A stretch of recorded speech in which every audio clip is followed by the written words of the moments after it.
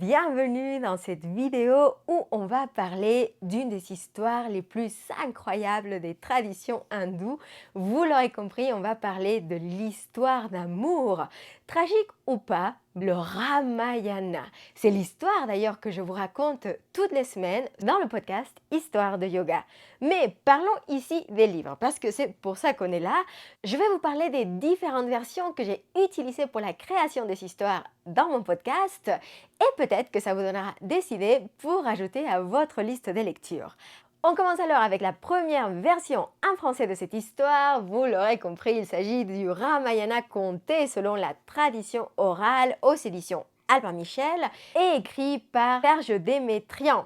Alors, c'est vraiment un grand classique avec le Mahabharata qui existe sous le même format. C'est une histoire très complète, évidemment, très bien racontée. Vous verrez, c'est un petit peu épais, mais franchement, ça vaut le coup. Le petit mais de ce livre, mais c'est vraiment un tout petit mais, c'est le fait que je ne suis pas forcément fan du style littéraire, qui n'est pas très moderne, mais après tout, ça reste vraiment hyper accessible. En français, c'est vraiment cette version que je recommande le plus et qui se lit très bien. La deuxième version en français, c'est le Ramayana de Pascal Folliot aux éditions Casterman Poche.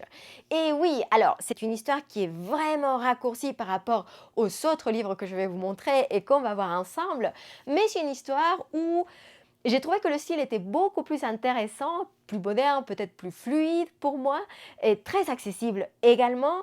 Après, le petit mais de ce livre, pour moi, c'est qu'il y a des éléments de l'histoire que je ne retrouve pas forcément dans les autres versions que j'ai pu lire.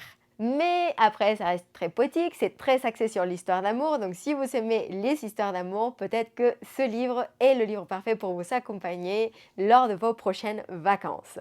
On passe maintenant aux éditions en anglais. Alors c'est vrai que malheureusement il n'y a pas énormément de versions en français, en tout cas que j'aime et que j'aurais à vous recommander. Mais si vous lisez l'anglais, on va commencer vraiment par une version que j'adore parce qu'elle est accessible en plus d'être un super joli bouquin.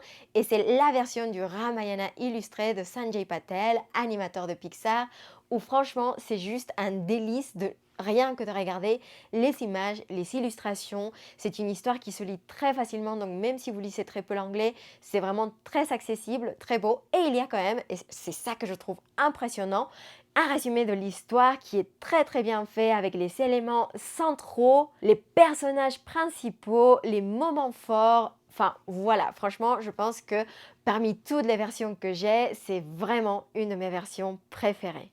On continue maintenant avec les versions anglaises et franchement, si vous voulez une édition complète, une histoire très très très très bien recherchée, les éditions Penguin Classics ne nous déçoivent jamais. Et oui, alors c'est la version de Arshia Sattar, chercheuse spécialiste dans le sujet.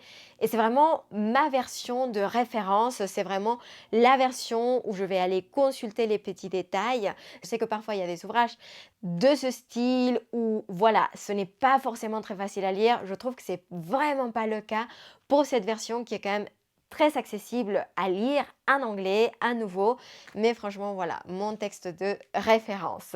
Dans une version en anglais des Tarcher Cornerstone Editions, la version de Linda Egenez et Kumuda Reddy, très poétique, très facile à lire quand même en anglais. Bon après si vous aimez voilà la littérature anglaise, je trouve que c'est assez sympa. Ça a un côté dévotionnel effectivement, ça a un côté voilà un petit peu plus peut-être on exalte un petit peu plus la grandeur des personnages, mais après tout pourquoi pas, hein, c'est aussi une histoire qui s'inscrit dans la tradition et dans les traditions hindoues. Donc franchement, c'est une très jolie édition, c'est une édition assez intéressante et fun si vous avez envie de la lire. Et en plus, c'est une version qui reste quand même pas un gros pavé. Et je finirai avec l'édition de Ramesh Menon. Alors évidemment en anglais, je suis un tout petit peu biaisée parce que c'était la première version que j'ai lue du Ramayana.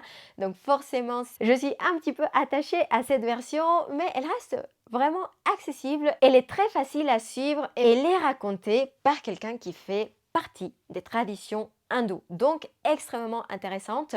J'espère que cette liste de recommandations vous a plu et si vous connaissez d'autres versions du Ramayana, je serai ravie de les lire pour vous, de vous dire ce que j'en pense et d'échanger avec vous. Évidemment, si vous souhaitez aller plus loin avec moi sur ces sujets passionnants, l'histoire et les philosophies du yoga, je vous invite à rejoindre ma formation en ligne de 30 heures où on va vraiment approfondir tous ces sujets passionnants. On va se poser plein de questions, on va voir comment on met en pratique ces concepts du yoga dans notre vie quotidienne, mais aussi sur le tapis. Et vous pouvez y accéder à tout moment et avoir un accès à vie. D'ici là, je vous remercie énormément pour votre présence. N'hésitez pas à vous abonner pour retrouver d'autres vidéos similaires et je vous dis à très bientôt. Prenez soin de vous.